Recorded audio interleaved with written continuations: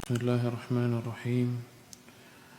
الحمد لله رب العالمين، والصلاة والسلام على رسول الأمين وعلى آله وأصحابه أجمعين، أما بعد. يا أيها الذين آمنوا اتقوا الله حق تقاته ولا تموتن إلا وأنتم مسلمون.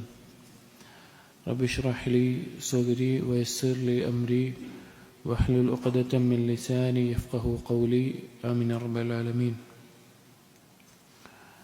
പ്രിയപ്പെട്ട ശുദ്ധവിശ്വാസികളെ, ഏതൊരു കാര്യത്തിൻ്റെയും മഹത്വം അല്ലെങ്കിൽ ശ്രേഷ്ഠത എന്നുള്ളത് അതുകൊണ്ടുള്ള ഉപകാരത്തിൻ്റെ അടിസ്ഥാനത്തിലായിരിക്കും. ഏതൊരു വസ്തുവാവട്ടെ, ഏതൊരു ഉപകരണമാവട്ടെ, ഏതൊരു കാര്യമാവട്ടെ. ഇവിടെ മനുഷ്യനെ അല്ലാഹു സുബ്ഹാനഹു വ തആല മറ്റുള്ള ജന്തുജീവജാലങ്ങളിൽ നിന്ന്, സൃഷ്ടികളിൽ നിന്ന് പ്രത്യേകമാക്കിയിട്ടുള്ളത് അവന് ചിന്തിക്കാനും മനസ്സിലാക്കാനുമുള്ള കഴിവ് നൽകിക്കൊണ്ടാണ്, ബുദ്ധി നൽകിക്കൊണ്ടാണ് മറ്റുള്ളവരിൽ നിന്ന് മനുഷ്യനെ പ്രത്യേകമാക്കിയിട്ടുള്ളത്. എന്താണ് ഈ ചിന്താശേഷിക്കും ബുദ്ധിക്കും വിവേകത്തിനുമെല്ലാം ഇത്രയധികം ശ്രേഷ്ഠതയുണ്ടാവാനുള്ള കാരണം? അതുകൊണ്ട് നേടിയെടുക്കാവുന്ന കാര്യത്തിൻ്റെ ശ്രേഷ്ഠതയാണത്. കാരണം മനുഷ്യന് ചിന്തിച്ച് മനസ്സിലാക്കാൻ അവന് കഴിയുന്നത്, അതിലൂടെ ലഭിക്കുന്ന ഏറ്റവും വലിയ കാര്യം അവൻ്റെ സൃഷ്ടാവിനെക്കുറിച്ചുള്ള അറിവാണ്.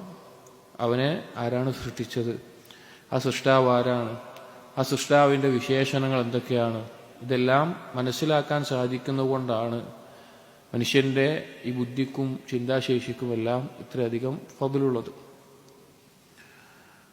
അപ്പോൾ സൃഷ്ടിച്ച സൃഷ്ടാവിനെക്കുറിച്ച് അറിയുന്നില്ല, മനസ്സിലാക്കുന്നില്ല എങ്കിൽ അതറിയാതെ ആ ബുദ്ധി കൊണ്ട് സൃഷ്ടികളെക്കുറിച്ച് എന്തെല്ലാം അറിവ് ഒരാൾക്കുണ്ടെങ്കിലും, എന്തെല്ലാം കാര്യങ്ങൾ അവൻ അറിഞ്ഞിട്ടുണ്ടെങ്കിലും അവൻ ആരാണ് അവൻ്റെ സൃഷ്ടാവ് എന്നറിയില്ല, ആ സൃഷ്ടാവിനോടുള്ള അവൻ്റെ ബാധ്യത എന്താണെന്നറിയില്ല, അവനത് പൂർത്തീകരിക്കുന്നില്ല എങ്കിൽ അവൻ ഏറ്റവും വലിയ വിദ്യയാണ്, ഭൗതികമായിട്ടുള്ള മറ്റെന്തറിവ് അവനുണ്ടെങ്കിലും. അപ്പോൾ നമ്മൾ ഇൻഷാ അല്ലാഹ് നമ്മൾ ഈ റമളാനിൽ ആരംഭിക്കുന്ന വിഷയം അല്ലാഹു സുബ്ഹാനഹു വ തആലയുടെ, നമ്മുടെ റബ്ബായിട്ടുള്ള അല്ലാഹു സുബ്ഹാനഹു വ തആലയുടെ നാമങ്ങൾ ഖുർആനിലൂടെയും ഹദീസിലൂടെയും നമുക്ക് പഠിപ്പിക്കപ്പെട്ടിട്ടുള്ള, നബി സല്ലല്ലാഹു അലൈഹി വസല്ലമയുടെ നാവിലൂടെയും ഖുർആനിലൂടെയും എല്ലാം പഠിപ്പിക്കപ്പെട്ടിട്ടുള്ള അല്ലാഹുവിൻ്റെ ഏറ്റവും ഉത്തമമായ നാമങ്ങളാണ് ഇൻഷാ അല്ലാഹ് നാം പഠിക്കുന്നത്. ഇനി സഹോദരങ്ങളെ, ഏതൊരു കാര്യത്തിനും ഏതൊരു കെട്ടിടത്തിനും അടിസ്ഥാനമുള്ളതുപോലെ ദീനിൻ്റെ അടിസ്ഥാനമാണ് അള്ളാഹുവിലുള്ള വിശ്വാസം എന്ന് പറഞ്ഞാൽ. ഇപ്പോൾ അള്ളാഹുവിലുള്ള വിശ്വാസത്തെ പറ്റി പറയുമ്പോൾ ആമന റസൂലു എന്നുള്ള സൂറത്തുൽ ബഖറയിലെ അവസാനത്തെ 2 ആയത്തുകളിൽ കുല്ലുൻ ആമന ബില്ലാഹി വ മലായികതിഹി വ കുതുബിഹി വ റുസുലിഹി, എല്ലാവരും അള്ളാഹുവിൽ വിശ്വസിക്കുന്നു. പിന്നെ അള്ളാഹുവിൻ്റെ മലക്കുകൾ, അള്ളാഹുവിൻ്റെ കിതാബുകൾ, അള്ളാഹുവിൻ്റെ റസൂലുകൾ, അതെല്ലാം ചേർത്തി പറഞ്ഞിട്ടുള്ള ഇതിലേക്കാണ്, അള്ളാഹുവിലേക്കാണ്. അതുകൊണ്ട് തന്നെ പണ്ഡിതന്മാർ പറയാറുണ്ട്, അൽ ഈമാനു ബില്ലാഹ്, അള്ളാഹുവിലുള്ള വിശ്വാസം എന്ന് പറഞ്ഞാൽ അത് അസ്ലും മിനൽ ഉസൂൽ, എല്ലാ അടിസ്ഥാനങ്ങളുടെയും അടിസ്ഥാനമാണ്. അപ്പോൾ അള്ളാഹുവിൽ വിശ്വാസം ഉണ്ടാവുക എന്ന് പറഞ്ഞാൽ അള്ളാഹുവിനെ കുറിച്ച് അറിവുണ്ടായിരിക്കണം. അള്ളാഹുവിൻ്റെ നാമങ്ങൾ എന്താണെന്ന് നമ്മൾ അറിയണം, അള്ളാഹുവിൻ്റെ വിശേഷണങ്ങൾ അറിയണം, അള്ളാഹുവിൻ്റെ പ്രവർത്തനങ്ങൾ അറിയണം. അങ്ങനെ അറിയുമ്പോഴാണ് നമുക്ക് ഏറ്റവും നല്ല രീതിയിൽ അള്ളാഹുവിനെ ഇബാദത്ത് ചെയ്യാൻ സാധിക്കുക. നമ്മളൊന്ന് ആലോചിച്ച് നോക്കി, നമ്മുടെ സൃഷ്ടാവിനെ കുറിച്ച് നമുക്കൊന്നും അറിയില്ല, നമ്മൾ ആരാധിക്കുന്ന നമ്മുടെ ഇലാഹിനെ കുറിച്ച്, നമ്മുടെ മഅബൂദിനെ കുറിച്ച് നമുക്ക് യാതൊരു അറിവുമില്ല എങ്കിൽ എത്ര വലിയ വിഡ്ഢികളായിരിക്കും നമ്മൾ. അപ്പം അള്ളാഹുവിനെ ഒരാൾക്ക് എത്രത്തോളമാണോ അറിയുന്നത് അത്രത്തോളം അവന് അള്ളാഹുവിനോടുള്ള ഇഷ്ടം വർദ്ധിക്കും. ഇബ്നുൽ ഖയ്യിം റഹിമഹുല്ലാഹ് പറഞ്ഞ പ്രശസ്തമായ ഒരു വാക്കുണ്ട്, മൻ അറഫ അല്ലാഹ ബി അസ്മാഇഹി വ സിഫാതിഹി വ അഫ്ആലിഹി അഹബ്ബഹു ലാ മഹാല. ആരെങ്കിലും അള്ളാഹുവിനെ അവൻ്റെ നാമങ്ങൾ കൊണ്ടും വിശേഷണങ്ങൾ കൊണ്ടും പ്രവർത്തനങ്ങൾ കൊണ്ടും മനസ്സിലാക്കി കഴിഞ്ഞാൽ അവൻ അള്ളാഹുവിനെ ഇഷ്ടപ്പെടും, ഇഷ്ടപ്പെടാതിരിക്കാൻ അവന് സാധിക്കുകയില്ല. അപ്പോൾ ഈ അടിസ്ഥാനം ഏറ്റവും നല്ല രീതിയിൽ ഉറപ്പിച്ചാൽ, അള്ളാഹുവിലുള്ള വിശ്വാസം ഏറ്റവും നല്ല രീതിയിൽ ഉറപ്പിച്ചാൽ മാത്രമാണ് അതിനു മുകളിലുള്ള സൽക്കർമ്മങ്ങളെ ഏറ്റവും നല്ല രീതിയിൽ നിലനിർത്താൻ നമുക്ക് സാധിക്കുകയുള്ളൂ. ഇനി എന്തെങ്കിലും വീഴ്ചകൾ സൽക്കർമ്മങ്ങളിൽ സംഭവിച്ചാലും അതിനെ പരിഹരിക്കണമെങ്കിൽ അടിസ്ഥാനം ശരിയായിരിക്കണം. ഇബ്നുൽ ഖയ്യിം റഹിമഹുല്ലാ അദ്ദേഹം പറയുന്ന ഒരു വാക്ക്, മൻ അറാദ ഉലുവ ബുന്യാനഹു ഫഅലൈഹി ബിതൗസീഖി അസാസിഹി വഇഹ്കാമിഹി വശിദ്ദത്തിൽ ഇഅ്തിനാഇ ബിഹി. ആരെങ്കിലും അവന്റെ കെട്ടിടം ഉയർച്ചയിൽ ഉന്നതിയിൽ ഉയർന്നു പണിയണമെന്ന് ഉദ്ദേശിക്കുന്നുണ്ട് എങ്കിൽ അവൻ എന്താണ് ശ്രദ്ധിക്കേണ്ടത്? അവന്റെ അടിസ്ഥാനം ബലവത്തായിട്ടുണ്ടോ എന്ന് നോക്കണം. അതിന് പ്രത്യേകം പരിഗണിക്കണം. ഫഇന്ന ഉലുവൽ ബുന്യാൻ അലാ ഖദ്രി തൗസീഖിൽ അസാസി വഇഹ്കാമിഹി. ഒരു കെട്ടിടം ഉയരത്തിൽ പണിയാൻ സാധിക്കുന്നത് അതിന്റെ അടിസ്ഥാനം ഏറ്റവും ബലവത്തായി നിൽക്കുമ്പോൾ മാത്രമാണ്. ഫൽ അഅ്മാലു വദ്ദറജാതു ബുന്യാനുൻ വഅസാസുഹാ അൽ ഈമാൻ. സൽക്കർമ്മങ്ങൾ എന്നുള്ളത് അതുപോലെ ഓരോ കാര്യങ്ങൾ എന്നുള്ളത് കെട്ടിടമാണ്. എന്നാൽ ഈമാനാണ് അതിന്റെ അടിസ്ഥാനം എന്നുള്ളത്. അപ്പോൾ എപ്പോഴാണോ അടിസ്ഥാനം ശക്തിപ്പെടുന്നതും ബലവത്താകുന്നതും അപ്പോഴെല്ലാം ആ കെട്ടിടം ഏറ്റവും നല്ല രീതിയിൽ ഉയർന്നു നിൽക്കാനും ശക്തിയിൽ നിൽക്കാനും സാധിക്കും. ഇനി എന്തെങ്കിലും ഒരു കാര്യം ആ കെട്ടിടത്തിൽ പൊളിഞ്ഞു പോവുകയാണെങ്കിൽ തന്നെ അതിനെ പുതുക്കിപ്പണിയാൻ എളുപ്പമായിരിക്കും അടിസ്ഥാനം ശക്തമാണെങ്കിൽ. അടിസ്ഥാനം ശക്തമല്ല എങ്കിൽ പിന്നെ നമുക്കൊന്നും ചെയ്യാൻ സാധിക്കുകയില്ല. ഇനി സഹോദരങ്ങളെ, അല്ലാഹു സുബ്ഹാനഹു വ തആല സൃഷ്ടിപ്പ് നടത്തിയിട്ടുള്ള അതിന്റെ ലക്ഷ്യമായിട്ടുള്ള തൗഹീദ് എന്നുള്ളത് പ്രധാനമായും രണ്ടിനമാണ്. തൗഹീദ് എന്നുള്ളത് പ്രധാനമായും രണ്ടിനമാണ്. ഒന്നാമത്തേത് തൗഹീദുൽ മഅരിഫത്തി വൽ ഇസ്ബാത്ത്, അള്ളാഹുവിനെ അറിയുന്നതുമായി ബന്ധപ്പെട്ടിട്ടുള്ള തൗഹീദ്. അതിനെ തൗഹീദുൽ ഇൽമി എന്നെല്ലാം പറയും. രണ്ടാമത്തേത് തൗഹീദുൽ ഇറാദത്തി വത്വലബ്, അള്ളാഹുവിനോടുള്ള തേട്ടത്തിന്റെയും അതുപോലുള്ള കാര്യങ്ങളുടെയും തൗഹീദ്. അതിന് തൗഹീദുൽ അമലി അല്ലെങ്കിൽ തൗഹീദുൽ ഇബാദ എന്നെല്ലാം പറയും. ഒന്നാമത്തേത് അള്ളാഹുവിനെ കുറിച്ചുള്ള അറിവിന്റെ തൗഹീദും രണ്ടാമത്തേത് അള്ളാഹുവിനെ മാത്രം ആരാധിക്കുന്നതിന്റെ തൗഹീദും. ഇത് രണ്ടും കൂടി ഏകോപിക്കുമ്പോഴാണ് യഥാർത്ഥത്തിൽ ഒരാൾ മുവഹിദായി മാറുന്നത്. ഈ രണ്ടിനും ഖുർആനിൽ നിന്ന് നമുക്ക് ദലീലുകൾ ലഭിക്കും. ഒന്നാമത്തേത് അള്ളാഹുവിനെ അറിയുക എന്നുള്ളത് സൃഷ്ടിപ്പിന്റെ ഒരു ഉദ്ദേശമാണ്, ലക്ഷ്യമാണ്, കാരണമാണ് എന്നറിയിക്കുന്ന ആയത്താണ് സൂറത്തു ത്വലാഖിലെ 12ാമത്തെ ആയത്ത്. അതിൽ അല്ലാഹു തആല പറഞ്ഞു, അല്ലാഹുല്ലദീ ഖലഖ സബ്അ സമാവാതിൻ വമിനൽ അർളി മിസ്ലഹുൻ. അല്ലാഹു സുബ്ഹാനഹു വ തആല 7 ആകാശങ്ങളെ സൃഷ്ടിച്ചു, അതുപോലെ 7 ഭൂമിയെയും. യതനസ്സലുൽ അംറു ബൈനഹുൻ, അതിനിടയിൽ അല്ലാഹു സുബ്ഹാനഹു വ തആല അവന്റെ കൽപ്പനകൾ ഇറക്കുന്നു. ആകാശഭൂമികൾക്കിടയിൽ നടക്കുന്ന ഏതൊരു കാര്യവും അള്ളാഹുവിന്റെ കൽപ്പന പ്രകാരവും അള്ളാഹുവിന്റെ തീരുമാനപ്രകാരവുമാണ്. ലിതഅലമു അന്നല്ലാഹ അലാ കുല്ലി ഷൈഇൻ ഖദീർ. എന്തിനാണ് അള്ളാഹു സൃഷ്ടിപ്പ് നടത്തുന്നതും അള്ളാഹുവിന്റെ കൽപ്പനകളുടെ അടിസ്ഥാനത്തിൽ കാര്യങ്ങൾ നിയന്ത്രിക്കുന്നതൊക്കെ? ലിതഅലമു, നിങ്ങൾ അറിയാൻ വേണ്ടിയിട്ടാണ്, നിങ്ങൾ മനസ്സിലാക്കാൻ വേണ്ടിയിട്ടാണ്.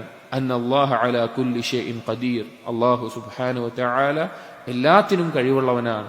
വഅന്നല്ലാഹ ഖദ് അഹാത ബികുല്ലി ഷൈഇൻ ഇൽമാ, അള്ളാഹുവിന്റെ അറിവ് എല്ലാം ഉൾക്കൊള്ളുന്നതാണ്. അള്ളാഹുവിന്റെ കഴിവും അള്ളാഹുവിന്റെ അറിവും ഉൾക്കൊള്ളുന്ന അള്ളാഹുവിനെ കുറിച്ച് അറിയാനാണ് ഈ സൃഷ്ടിപ്പുകൾ നടത്തിയിട്ടുള്ളത് എന്ന് ഈ ആയത്തിലൂടെ മനസ്സിലാക്കാം. രണ്ടാമത്തേത് തൗഹീദുൽ ഇറാദത്തി വത്വലബ്, അല്ലെങ്കിൽ തൗഹീദുൽ അമലി, തൗഹീദുൽ ഇബാദ. അതിനുള്ള ദലീലാണ് സൂറത്തു ദാരിയാത്തിലെ 56ാമത്തെ ആയത്തിൽ അല്ലാഹു തആല പറഞ്ഞത്, വമാ ഖലഖതുൽ ജിന്ന വൽ ഇൻസ ഇല്ലാ ലിയഅ്ബുദൂൻ. ജിന്നുവർഗത്തെയോ മനുഷ്യവർഗത്തെയോ ഞാൻ സൃഷ്ടിച്ചിരുന്ന തന്നെയില്ല, എന്നെ മാത്രം ആരാധിക്കാൻ വേണ്ടിയിട്ടല്ലാതെ.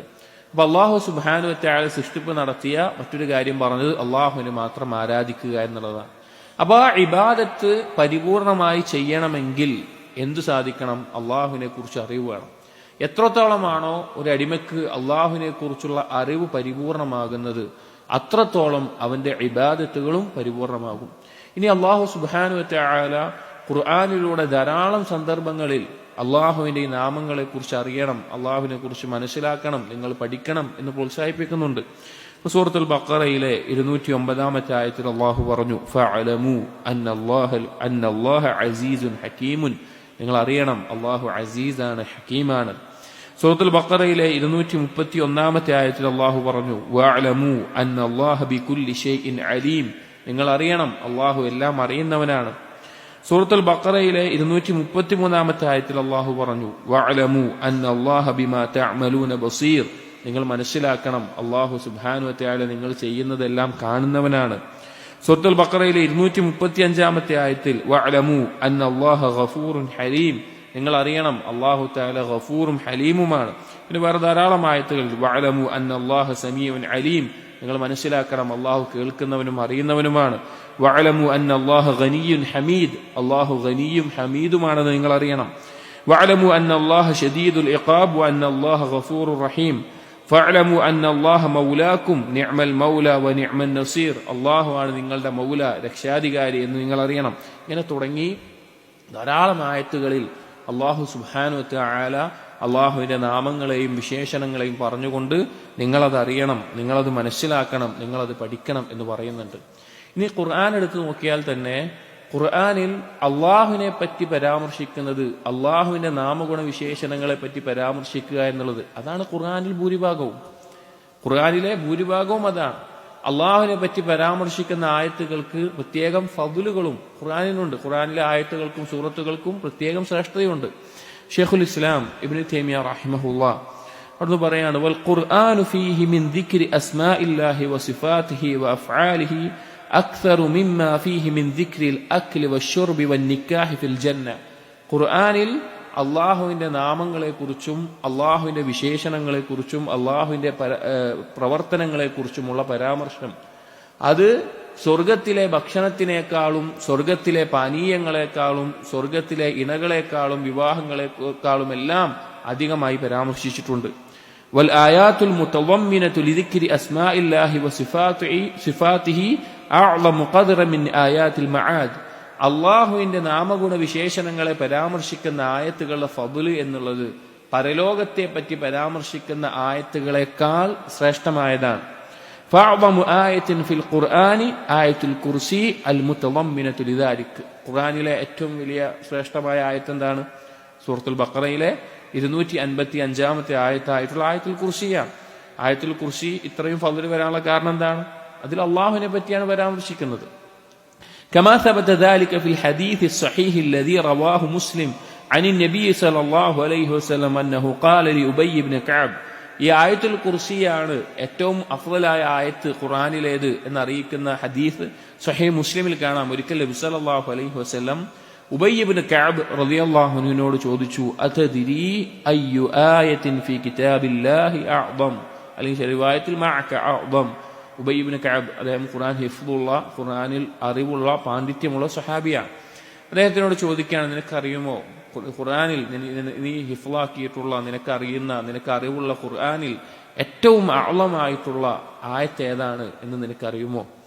ഖാല, അപ്പോ ഉബയ്യ് ഇബ്നു കഅബ് റളിയല്ലാഹു ആദ്യം അല്ലാഹു വറസൂലു അലം, അല്ലാഹുവിന്റെ റസൂലാണ് അറിയാ എന്ന് പറഞ്ഞ് അദബ് കാണിച്ചു. വീണ്ടും ചോദിച്ചപ്പോൾ അവിടുന്ന് പറഞ്ഞു, അല്ലാഹു ലാ ഇലാഹ ഇല്ലാ ഹുവൽ ഹയ്യുൽ ഖയ്യൂം എന്നുള്ള സൂറത്തുൽ ബഖറയിലെ 255-ാമത്തെ ആയത്ത് പറഞ്ഞു. അപ്പൊ നബി സല്ലല്ലാഹു അലൈഹി വസല്ലം ഉബയ്യ് ഇബ്നു കഅബ് റളിയല്ലാഹുവിന്റെ നെഞ്ചിൽ കൈവച്ചുകൊണ്ട് പറഞ്ഞു, ലിയഹ്നികൽ ഇൽം യാ അബൽ മുൻദിർ, നിനക്ക് നല്ല അറിവ് കിട്ടിയിട്ടുണ്ട്. അബൽ മുൻദിർ എന്നുള്ളത് ഉബയ്യ് ഇബ്നു കഅബ് റളിയല്ലാഹുവിന്റെ കുനിയത്ത എന്ന് പറഞ്ഞു. ഇവിടെ ആലോചിച്ച് നോക്കണം, 6000 ചില്ലാനം ആയത്തുകളുണ്ട് വിശുദ്ധ ഖുർആനിൽ. 6000 ചില്ലാനം ആയത്തുകൾ. ആ ആയത്തുകളിൽ ഏതാണ് അഅ്ളമായ ആയത്ത് എന്ന് തെരഞ്ഞെടുത്ത് പറയാൻ ആ സ്വഹാബിക്ക് ഒരു അവസരം നൽകിയപ്പോൾ ആ സ്വഹാബി തെരഞ്ഞെടുത്തത് അള്ളാഹുവിന്റെ വിശേഷണങ്ങളും നാമങ്ങളും ഉൾക്കൊള്ളുന്ന അള്ളാഹുവിന്റെ കുർസിയെ പറ്റി പരാമർശിക്കുന്ന ഒരേ ഒരായത്തായിട്ടുള്ള ആയത്തുൽ കുർസിയാണ്. അത്രത്തോളം സ്വഹാബികളുടെ ഹൃദയത്തിൽ ഖുർആനിൽ അള്ളാഹുവിനെ പറ്റി പരാമർശിക്കുന്ന ആയത്തുകളെ അള്ളാഹുവിന്റെ നാമങ്ങൾക്കും വിശേഷണങ്ങൾക്കും അവർ പ്രാധാന്യം കൊടുത്തിരുന്നു. അതുപോലെ തന്നെ ഖുർആനിലെ ഏറ്റവും അഫ്ളലായ സൂറത്ത് ഏതാണ്? സൂറത്തുൽ ഫാത്തിഹ. ആ സൂറത്തും എന്നുള്ളതും അള്ളാഹു സുബ്ഹാനഹു വ തആലയുടെ പറ്റി പരാമർശിക്കുന്ന, അള്ളാഹുവിനോട് അടിമ ചെയ്യേണ്ട കടമകളെ പറ്റി പരാമർശിക്കുന്ന മഹത്തായിട്ടുള്ള സൂറത്താണ്. അതുകൊണ്ട് തന്നെ അതിന് പ്രത്യേകതയുണ്ട്. ഇനി അള്ളാഹുവിന്റെ വിശേഷണങ്ങളെ പറ്റി പരാമർശിക്കുന്ന മറ്റൊരു സൂറത്താണ് സൂറത്തുൽ ഇഖ്ലാസ് എന്നുള്ളത്. ഖുൽ ഹുവല്ലാഹു അഹദ് എന്ന് തുടങ്ങുന്നത്. ആ സൂറത്തിന്റെ ഫദ്ൽ എന്താണ്? സുലുസുൽ ഖുർആൻ, ഖുർആനിന്റെ 1/3 എന്ന് നബി സല്ലല്ലാഹു അലൈഹി വസല്ലം പറഞ്ഞു. ഒരു സഹാബി, ഇമാമത്ത് ഏൽപ്പിക്കപ്പെട്ട ഒരു സഹാബി ഏത് സൂറത്ത് പാരായണം ചെയ്താലും നിസ്കാരത്തിൽ സൂറത്തുൽ ഇഖ്ലാസും പാരായണം ചെയ്യുമായിരുന്നു. അങ്ങനെ നബി സല്ലല്ലാഹു അലൈഹി വസല്ലമയുടെ അടുക്കൽ ഇതിനെക്കുറിച്ച് അറിയിച്ചപ്പോൾ നബി സല്ലല്ലാഹു അലൈഹി വസല്ലം ചോദിച്ചു, എന്താണ് നീ ഇങ്ങനെ ചെയ്യാനുള്ള കാരണം? അപ്പൊ സഹാബി പറഞ്ഞു, ഇന്നി ലഉഹിബ്ബുഹാ ലിഅന്നഹാ സിഫത്തുർ റഹ്മാൻ, എനിക്കത് ഇഷ്ടമാണ് ആ സൂറത്ത്. കാരണം അതിൽ റഹ്മാനായ അള്ളാഹുവിന്റെ സിഫത്തുകളെ പറ്റി പരാമർശിക്കുന്നുണ്ട് എന്ന് പറഞ്ഞു. അങ്ങനെ നബി സല്ലല്ലാഹു അലൈഹി വസല്ലം അത് മുഖേന അള്ളാഹു സുബ്ഹാനഹു വ തആല നിന്നെയും ഇഷ്ടപ്പെടുന്നുണ്ട് എന്ന നിലയ്ക്ക് പരാമർശിക്കേണ്ടായി. അവിടെ പറഞ്ഞത് അള്ളാഹുവിന്റെ നാമഗുണ വിശേഷങ്ങളെ പറ്റി പരാമർശിക്കുക എന്നുള്ളത് ഖുർആനിന്റെ രീതിയാണ്. ഖുർആനിൽ ഭൂരിഭാഗവും അല്ലെങ്കിൽ വലിയൊരു ഭാഗം തന്നെ ആ കാര്യങ്ങൾ ഉൾക്കൊള്ളുന്നതാണ്. അത് നമ്മൾ മനസ്സിലാക്കേണ്ടതും അറിയേണ്ടതുമാണ്. ഇനി നബിമാരെ അള്ളാഹു സുബ്ഹാനഹു വ തആല നിയോഗിച്ചപ്പോൾ ആ നബിമാരുടെ ദഅവത്ത് ഊന്നി നിന്നിരുന്ന പ്രധാനപ്പെട്ട 3 മേഖലകളിലാണ്.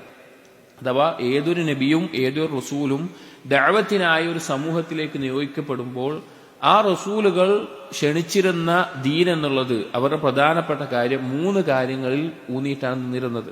ഇബ്നു ഖയ്യിം റഹിമഹുല്ലാഹ് പറയുന്നുണ്ട്, ഇന്ന ദഅവത റസൂൽ തദൂറു അലാ 3 ഉമൂർ. 3 കാര്യങ്ങളെ ഊന്നിയിട്ടാണ് നബിമാരുടെ റസൂലുകളുടെ ദഅവത്ത് ഉണ്ടായിരുന്നത്. ഒന്നാമത്തേത് തഅരീഫുർ റബ്ബി അൽ മദ്ഉ ഇലൈഹി ബി അസ്മാഇഹി വ സിഫാതിഹി വ അഫ്ആലിഹി. ഒന്നാമത്തേത് അല്ലാഹുവിനെ മനസ്സിലാക്കി കൊടുക്കുക. അള്ളാഹുവിന്റെ നാമങ്ങളിലൂടെയും വിശേഷണങ്ങളിലൂടെയും എല്ലാം അള്ളാഹുവിനെ മനസ്സിലാക്കി കൊടുക്കുക എന്നുള്ളത്. രണ്ടാമത്തേത് മഅരിഫത്തു ത്വരീഖത്തിൽ മൂസിലത്ത് ഇലൈഹി, അള്ളാഹുവിലേക്ക് എത്താനുള്ള മാർഗം എന്താണ് എന്ന്, അതിലുള്ള മാർഗം, അതിനുള്ള പണി എന്താണ് എടുക്കേണ്ടത് എന്ന് അറിയിച്ചു കൊടുക്കലാണ്. മൂന്നാമത്തേത് തഅരീഫുഹും മാ ലഹും ബഅദൽ വുസൂലി ഇലൈഹി ഫീ ദാരി കറാമതിഹി മിനൻ നഈം അല്ലദീ അഫ്ളഹു അജല്ലഹു റിളാഹു അൻഹും. അതായത് പരലോകത്ത് അവർ ഈ 2 കാര്യങ്ങൾ അള്ളാഹുവിനെ അറിയുകയും അള്ളാഹുലേക്ക് എത്തിച്ചേരുന്ന പ്രവർത്തനങ്ങളും ചെയ്താൽ പരലോകത്തേക്ക് അവർക്ക് ഒരുക്കി വെച്ചിട്ടുള്ള അനുഗ്രഹങ്ങൾ എന്തെല്ലാമാണ് എന്ന് അവർക്ക് അറിയിച്ചു കൊടുക്കൽ. ഈ 3 തൗഹീദ്, റിസാലത്ത്, ആഖിറത്ത് എന്ന് നമ്മൾ പറയാറുള്ളത്. അപ്പോ നബിമാരുടെ ദഅവത്തിലെ പ്രധാനപ്പെട്ട ഒരു കാര്യമാണ് അള്ളാഹുവിനെ കുറിച്ച് അറിയിച്ചു കൊടുക്കുക എന്നുള്ളത്. അതാണ് ഇൽമിന്റെ പ്രധാനപ്പെട്ട ഒരു ഭാഗം. ഇബ്നു കസീർ റഹിമഹുല്ലാഹ് അദ്ദേഹം സൂറത്ത് ഫാത്തിറിലെ 28-ാമത്തെ ആയത്ത്, ഇന്നമാ യഖ്ശല്ലാഹ മിൻ ഇബാദിഹി അൽ ഉലമാ, അള്ളാഹുവിനെ ഏറ്റവും ശരിയായ രീതിയിൽ ഭയപ്പെടുന്നവർ അവന്റെ അടിമകളിൽ ഉലമാക്കളാണ്, അറിവുള്ളവരാണ് എന്നുള്ള ആയത്തിന് വിശദീകരിക്കുന്നിടത്ത് അദ്ദേഹം പറഞ്ഞു, ഇന്നമാ യഖ്ശാഹു ഹഖ്ക ഖശ്യതിഹി അൽ ഉലമാഉൽ ആരിഫൂന ബിഹി, യഥാർത്ഥ രൂപത്തിൽ അള്ളാഹുവിനെ ഭയപ്പെടുന്നവർ അള്ളാഹുവിനെ കുറിച്ച് അറിവുള്ള ആളുകളാണ്, പണ്ഡിതന്മാരാണ്.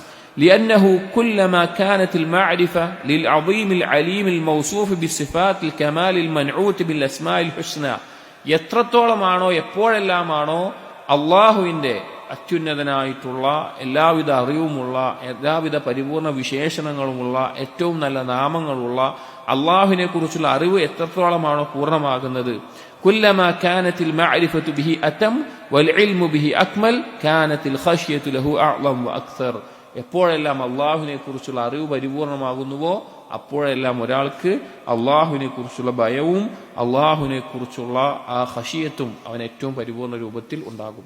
അപ്പൊ അള്ളാഹുവിനെ കുറിച്ച് നമുക്ക് ഭയമുണ്ടാവണോ, അള്ളാഹുവിനെ ഏറ്റവും നല്ല രീതിയിൽ ഇബാദത്ത് ചെയ്യണോ, അള്ളാഹുവിനെ കുറിച്ചുള്ള അറിവ് നമുക്ക് ഉണ്ടായിരിക്കണം. അള്ളാഹുവിന്റെ നാമങ്ങളും വിശേഷങ്ങളും നമ്മൾ അറിഞ്ഞിരിക്കണം. ഇനി സഹോദരങ്ങളെ, ഈ ദുനിയാവിൽ നമുക്ക് ലഭിക്കാവുന്ന ഏറ്റവും വലിയ ആസ്വാദനം എന്ന് പറഞ്ഞാൽ അത് അള്ളാഹുവിനെ കുറിച്ചുള്ള അറിവാണ്. പരലോകത്ത് സ്വർഗത്തിൽ ഒരു സ്വർഗാവകാശിക്ക് ലഭിക്കുന്ന ഏറ്റവും വലിയ ആസ്വാദനം അള്ളാഹുവിനെ കാണലാണ്, അള്ളാഹുവിന്റെ വജീഹിലേക്ക് നോക്കലാണ്. ദുനിയാവിൽ ഒരാൾക്ക് ലഭിക്കുന്ന ഏറ്റവും വലിയ ആസ്വാദനം എന്ന് പറഞ്ഞാൽ അള്ളാഹുവിനെ കുറിച്ചുള്ള അറിവാണ്.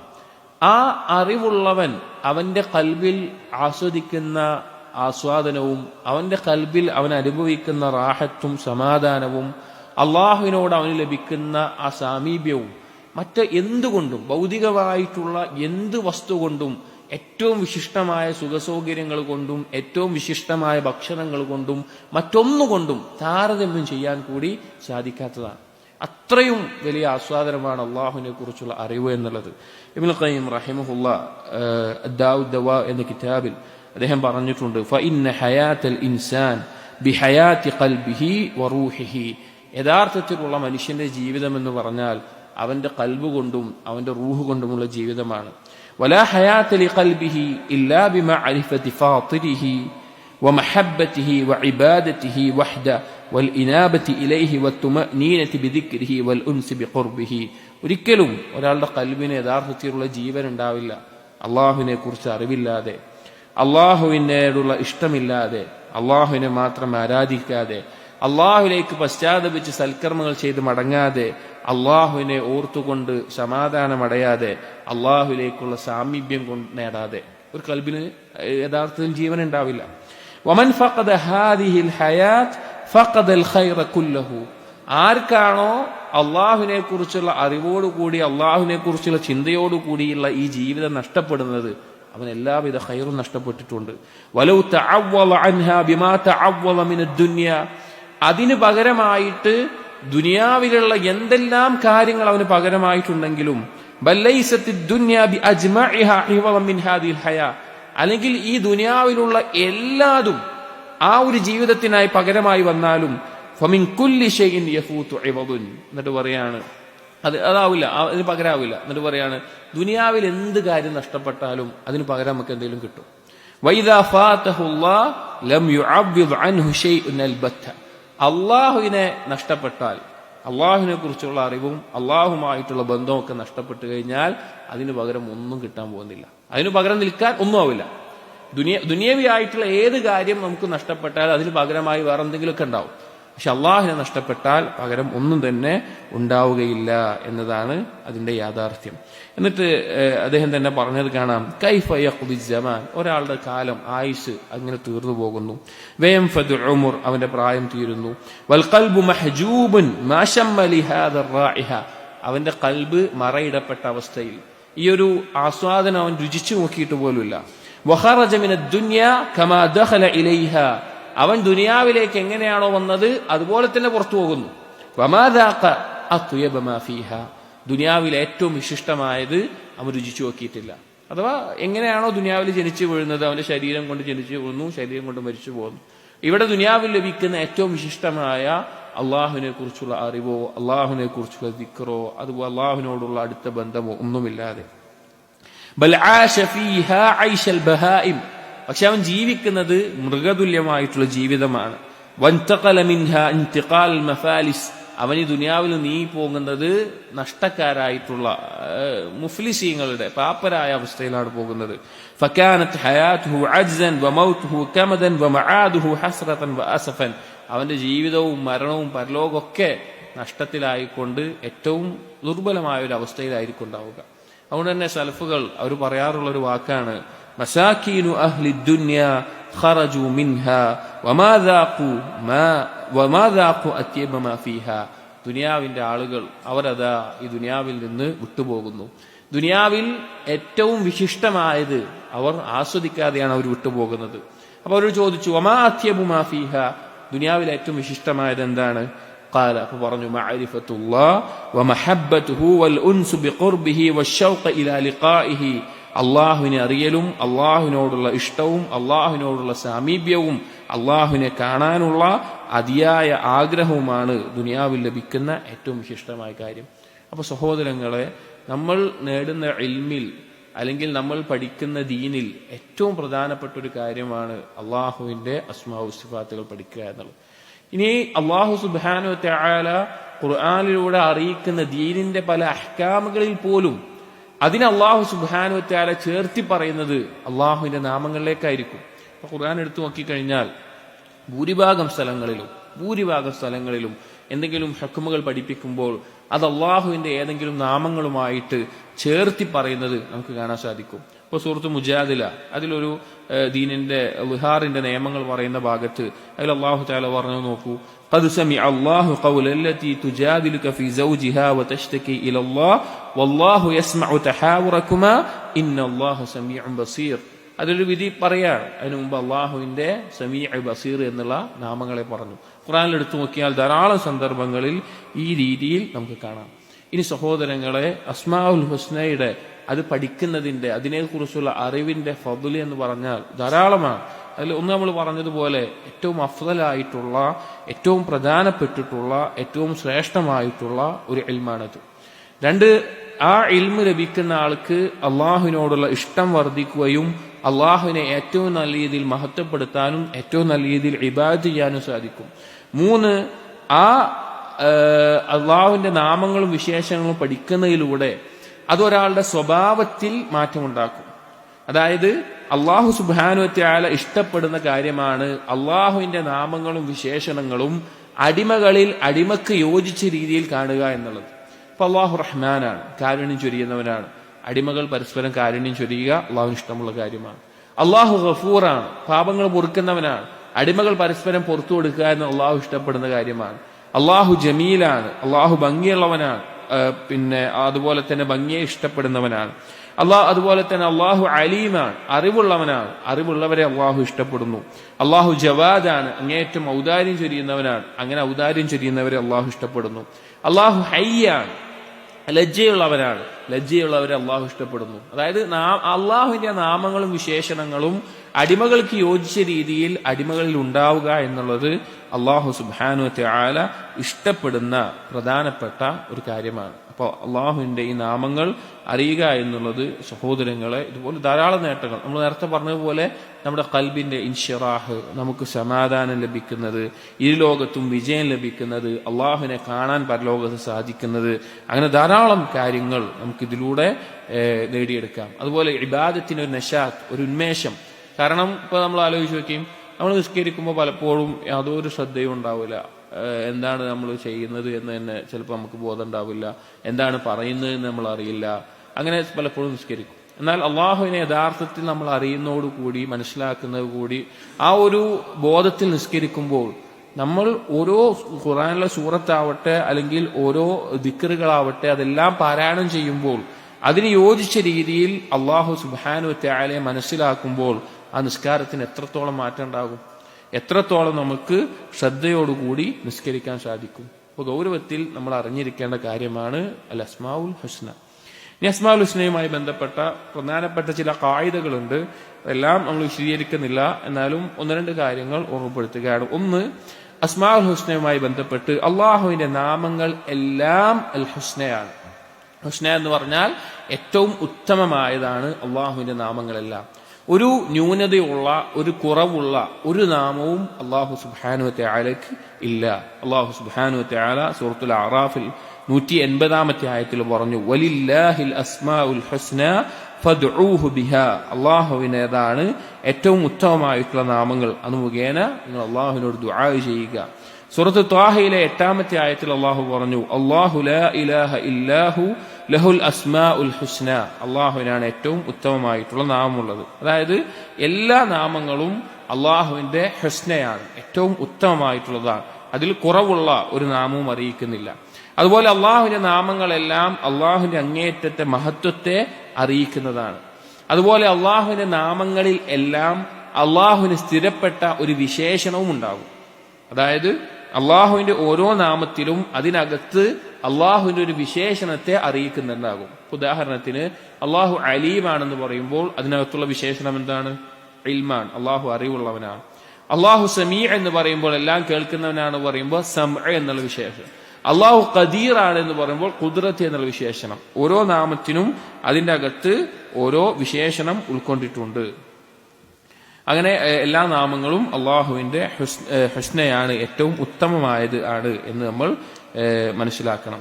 ഇനി അള്ളാഹുവിന്റെ നാമങ്ങളെ അതിന്റെ അർത്ഥത്തെ അറിയിക്കുന്ന അടിസ്ഥാനത്തിൽ, അള്ളാഹുവിന്റെ നാമങ്ങളെ അതിന്റെ ആശയത്തെ അറിയിക്കുന്ന അടിസ്ഥാനത്തിൽ ചില ഇനങ്ങളായി തിരിച്ചിട്ടുണ്ട്. 4 ഇനങ്ങളായി പണ്ഡിതന്മാർ തിരിച്ചിട്ടുണ്ട്. ഒന്നാമത്തെ ഇനം എന്ന് പറഞ്ഞാൽ അള്ളാഹുവിന്റെ ദാത്തിയായിട്ടുള്ള സിഫത്തുകളെ ഉൾക്കൊള്ളുന്ന നാമങ്ങൾ. അതായത് ദാത്തിയായ സിഫത്ത് എന്ന് പറഞ്ഞാൽ അള്ളാഹു സുബ്ഹാനഹു വ തആല പ്രത്യേകം ചെയ്യേണ്ട ആവശ്യമില്ല. അള്ളാഹുവിൽ അസ്തിത്വപരമായിട്ട് എപ്പോഴും നിലകൊള്ളുന്ന, പ്രത്യേകം ചെയ്യുന്ന ഒരു സമയത്ത് മാത്രമല്ല, എപ്പോഴും നിലകൊള്ളുന്ന വിശേഷണങ്ങൾ, ആ വിശേഷണങ്ങൾ ഉൾക്കൊള്ളുന്ന നാമങ്ങൾ എന്ന നിലക്ക് ചില നാമങ്ങളെ ക്രോഡീകരിച്ചിട്ടുണ്ട്. അതിൽപ്പെട്ടതാണ് അൽ ഹയ്യ്, എന്നെന്നും ജീവിക്കുന്നവനാണ്. അതിൽ അള്ളാഹുവിന്റെ വിശേഷണം എന്താണ്? ഹയാത്ത്. അൽ അലീം, അതിൽ വിശേഷണം ഇൽമ്. അസ്സമീഅ്, അസ്സംഅ്.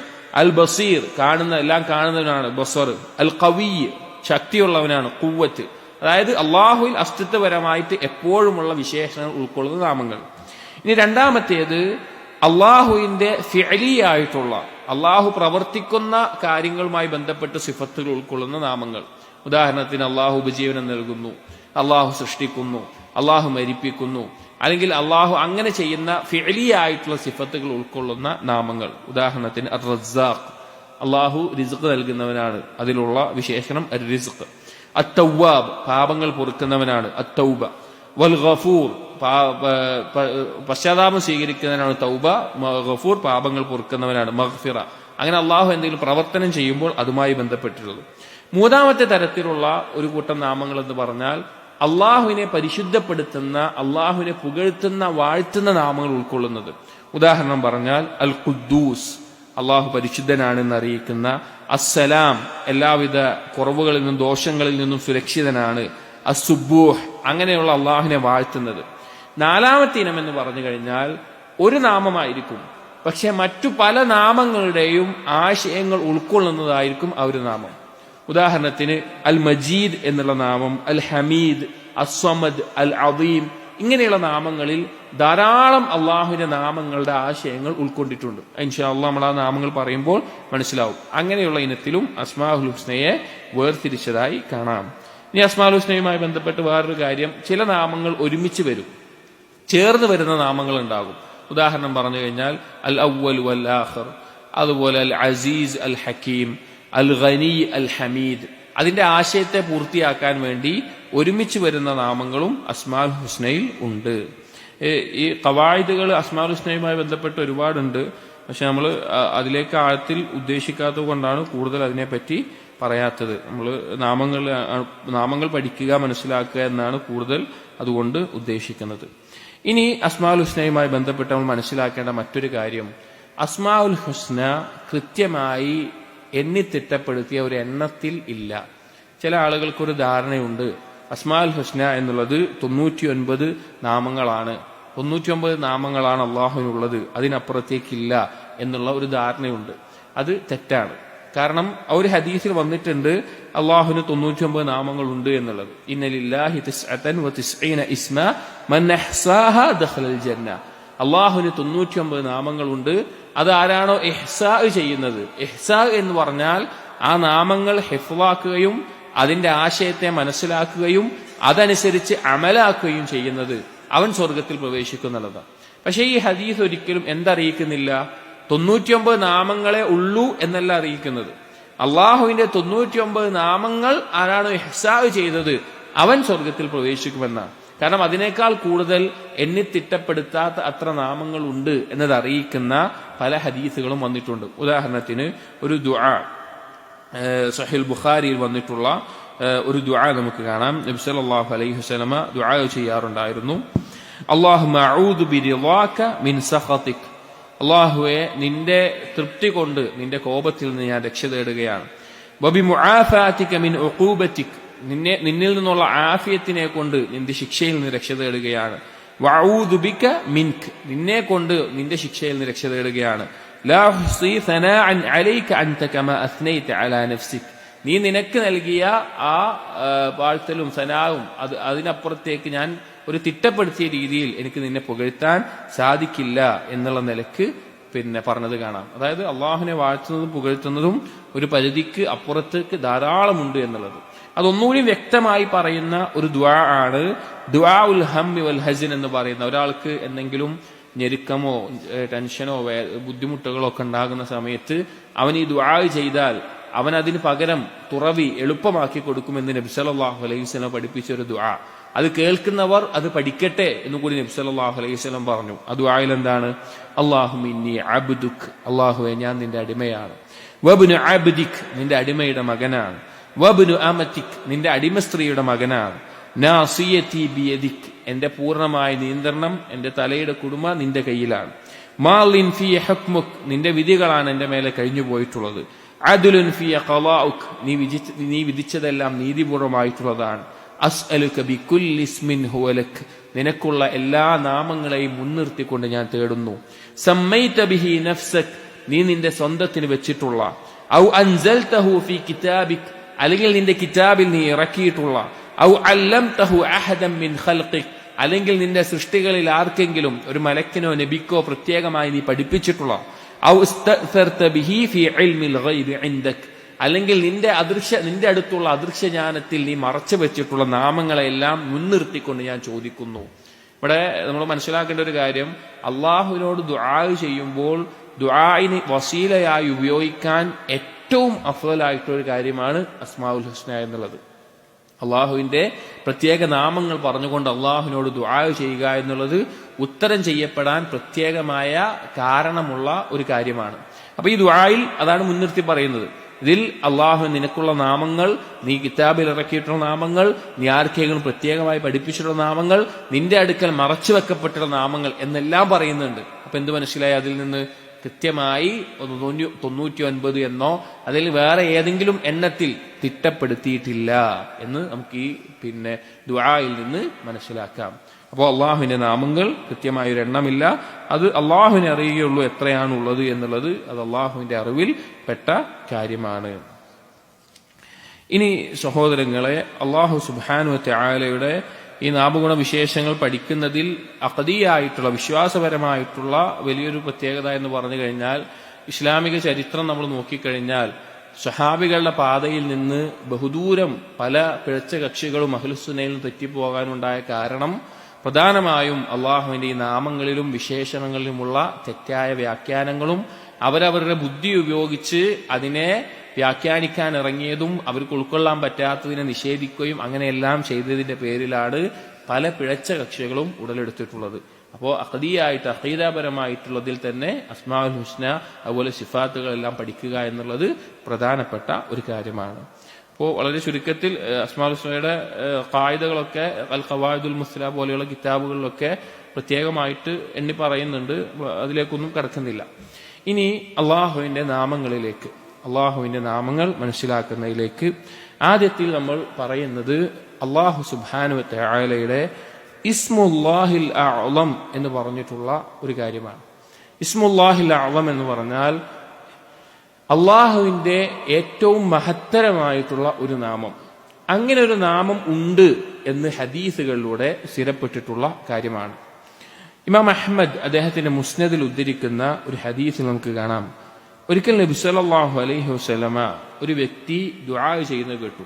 ആ വ്യക്തി ദുആ ചെയ്യുന്ന വാക്കുകൾ അല്ലാഹുമ്മ ഇന്നി അസ്അലുക ബിഅന്ന ലക്കൽ ഹംദ്, അല്ലാഹുവേ ഞാൻ നിന്നോട് ചോദിക്കുകയാണ്, നിനക്കാണ് എല്ലാ സ്തുതിയും, ലാ ഇലാഹ ഇല്ലാ അൻത വഹ്ദക് ലാ ശരീക ലക്, നീ അല്ലാതൊരു ഇലാഹില്ല, നീ ഏകനാണ്, നിനക്കൊരു പങ്കുകാരുമില്ല. അൽ മന്നാനു ബദീഉസ് സമാവാതി വൽ അർദ്, നീ മന്നാനാണ്, എല്ലാവിധ ഔദാര്യങ്ങളും ശരിയുന്നവനാണ്. ബദീഉസ് സമാവാതി വൽ അർദ്, ആകാശഭൂമികളെ മുൻമാതൃകയില്ലാതെ സൃഷ്ടിച്ചവനാണ്. ദുൽ ജലാലി വൽ ഇക്റാം, എല്ലാവിധ മഹത്വവും ആദരവും അർഹിക്കുന്നവനാണ്. ഇങ്ങനെ ഈ വാക്കുകൊണ്ട് ദുആ ചെയ്യുന്ന നബി സല്ലല്ലാഹു അലൈഹി വസല്ലം കേട്ടു.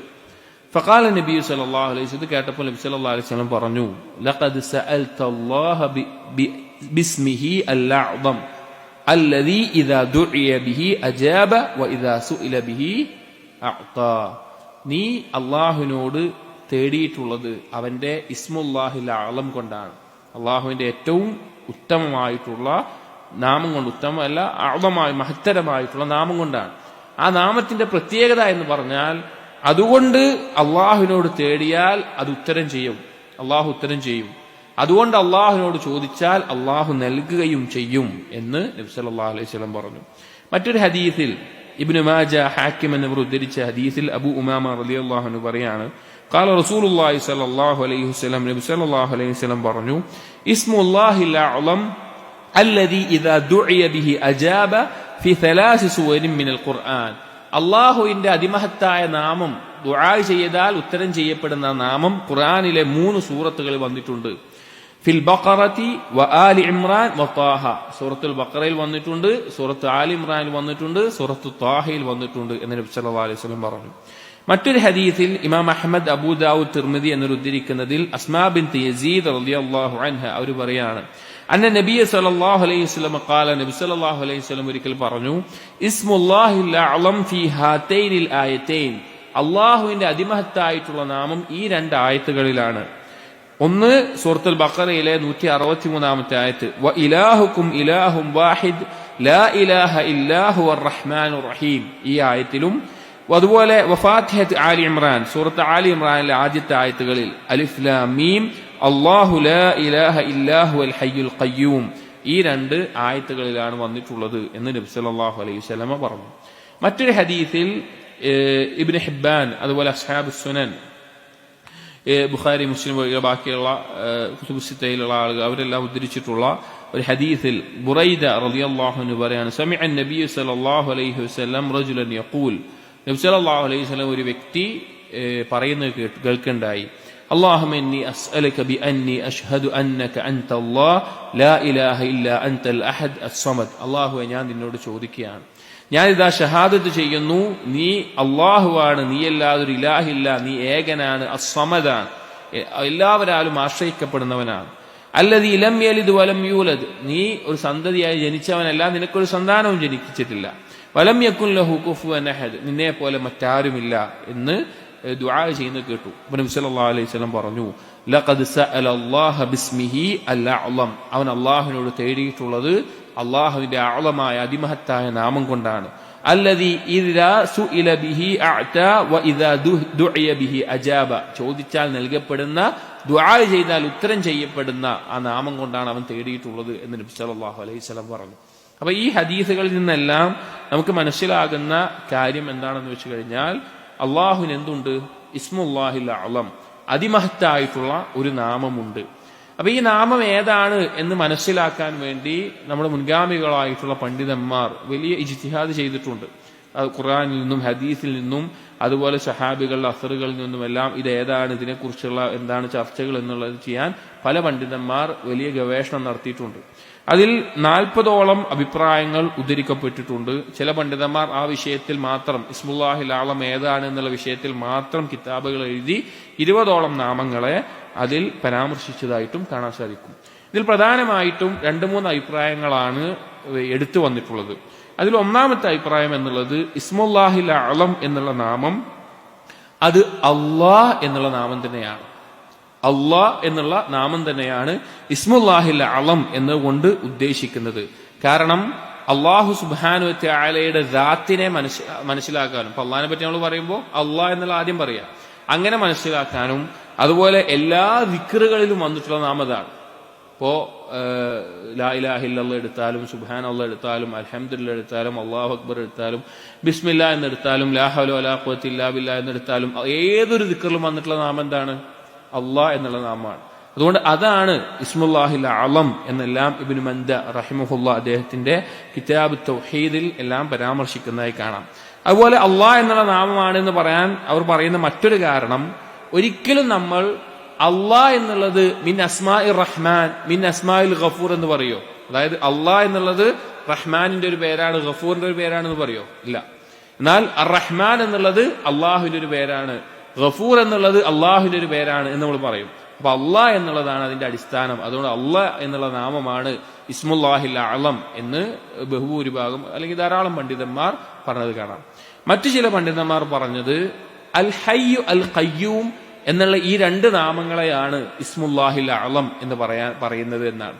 അൽ ഹയ്യു അൽ ഖയ്യൂം എന്നുള്ളതാണ് പറയാനുള്ള കാരണം, അള്ളാഹുവിന്റെ ദാത്തിയായിട്ടുള്ള വിശേഷങ്ങൾ ഉൾക്കൊള്ളുന്ന എല്ലാ നാമങ്ങളെയും ഉൾക്കൊള്ളുന്ന ഒരു വാക്കാണ് അൽ ഹയ്യ് എന്നുള്ളത്.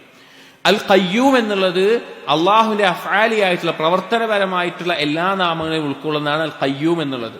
അതുകൊണ്ട് എല്ലാ നാമങ്ങളെയും ആശയത്തെ കിട്ടുന്ന നാമമാണ് അൽ ഹയ്യുൽ ഖയ്യൂം. അതുകൊണ്ട് അതാണ് ഇസ്മുല്ലാഹിൽ അഅ്ലം എന്ന് ചില പണ്ഡിതന്മാർ പറഞ്ഞത് കാണാം. ഇബ്നുൽ ഖയ്യിം സാദുൽ മആദിൽ പറയുന്നുണ്ട്, ഫൈന സിഫത്തുൽ ഹയാത്ത് മുതളമ്മിനത്തുൻ ലിജമീഇ സിഫാത്തിൽ കലാം സിഫാത്തിൽ കമാലി മുസ്തൽസിമത്തിൻ ലഹാ. ഈ ഹയാത്ത് എന്നുള്ളത് എല്ലാ പൂർണ്ണതയുള്ള വിശേഷങ്ങളെയും ഉൾക്കൊള്ളുന്നതാണ്. അതുപോലെ വസിഫത്തുൽ ഖയ്യൂമിയ്യ മുതളമ്മിനത്തുൻ ലിജമീഇ സിഫാത്തിൽ അഫ്ആൽ, ഖയ്യൂമിയത്ത് എല്ലാ പ്രവർത്തനങ്ങളെ വിശേഷം ഉൾക്കൊള്ളുന്നതാണ്.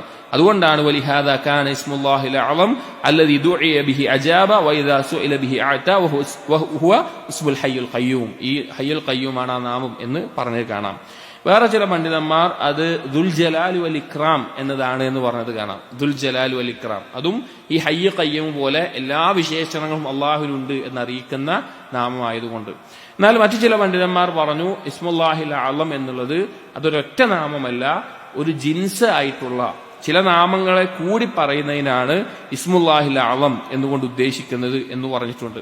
വേറെ ചില പണ്ഡിതന്മാർ പറഞ്ഞത് ഒരടിമ അവന്റെ ആവശ്യ സമയത്ത് ഏത് നാമം കൊണ്ടാണോ അള്ളാഹുവിനോട് തേടുന്നത് അതാണ് ഇസ്മുല്ലാഹിൽ അഅ്ളം. ഉദാഹരണത്തിന് പാപമോചനം തേടുകയാണെങ്കിൽ അവൻ അള്ളാഹുവിന്റെ ഏത് നാമം കൊണ്ട് തേടുക? ഗഫൂർ, ഗഫാർ, തവ്വാബ്. അപ്പോൾ ആ സന്ദർഭത്തിൽ അതാണ് ഇസ്മുല്ലാഹിൽ അഅ്ളം. ഇപ്പൊ റിസ്ക് ലഭിക്കാനായി തേടുകയാണെങ്കിൽ അവൻ ഏത് നാമം കൊണ്ട് തേടുക? റസാഖ് അല്ലെങ്കിൽ അൽ വഹാബ് പോലെയുള്ള നാമങ്ങൾ. അവിടെ അതാണ് ഇസ്മുല്ലാഹിൽ അഅ്ളം. അപ്പൊ ഏത് സാഹചര്യമാണോ അതുകൊണ്ട് തേടുന്ന നാമമാണ് ഇസ്മുല്ലാഹിൽ അഅ്ളം എന്നും പറഞ്ഞ പണ്ഡിതന്മാരെ കാണാം. ചുരുക്കത്തിൽ ഇസ്മുല്ലാഹിൽ അഅ്ളം എന്നൊരു നാമം അള്ളാഹുവിനുണ്ട്, അതിമഹത്തായിട്ടുള്ള നാമമുണ്ട്. ഇതിൽ നമ്മളിപ്പോ പറഞ്ഞ ഹദീസിൽ വന്ന 1-2 ദുആകളിൽ അത് ഉൾക്കൊള്ളുന്നുണ്ട് എന്ന് നബി സല്ലല്ലാഹു അലൈഹി വസല്ലം പറഞ്ഞത് കൊണ്ട് ആ ദുആ പഠിക്കുകയും ആ ദുആ വെച്ചുകൊണ്ട് അള്ളാഹുവിനോട് നമുക്ക് തേടാവുന്നതാണ്. പ്രത്യേകമായി ഏതാണ് എന്നുള്ളതിൽ ഒരു ഏകോപിച്ച അഭിപ്രായം വന്നിട്ടില്ല. എന്തായാലും അങ്ങനെ ഒരു നാമമുണ്ട്, അല്ലെങ്കിൽ അള്ളാഹുവിന്റെ നാമങ്ങളെല്ലാം ആ ഒരു പ്രാധാന്യം ഉള്ളതാണ് എന്ന് മനസ്സിലാക്കാം. ഇൻഷാ അല്ലാഹ് ഇനി നമുക്ക് അടുത്ത ദർസിൽ നാളെ ബാക്കിയുള്ള ഓരോ നാമങ്ങളായിട്ട് പഠിക്കാം. അള്ളാഹു സുബ്ഹാനഹു വ തആല അള്ളാഹുവിനെ കുറിച്ച് അറിയാനും മനസ്സിലാക്കാനും യഥാർത്ഥ രൂപത്തിൽ അള്ളാഹുവിനെ പരിപൂർണമായി ഇബാദത്ത് ചെയ്യാനും നമുക്ക് തൗഫീഖ് നൽകട്ടെ. സുബ്ഹാനകല്ലാഹുമ്മ വബിഹംദിക് അഷ്ഹദു അൻ ലാ ഇലാഹ ഇല്ലാ അൻത അസ്തഗ്ഫിറുക വഅതൂബു ഇലൈക് വസല്ലല്ലാഹു അലാ നബിയിനാ മുഹമ്മദിൻ വഅലാ ആലിഹി വഅസ്ഹാബിഹി അജ്മഈൻ വൽഹംദുലില്ലാഹി റബ്ബിൽ ആലമീൻ.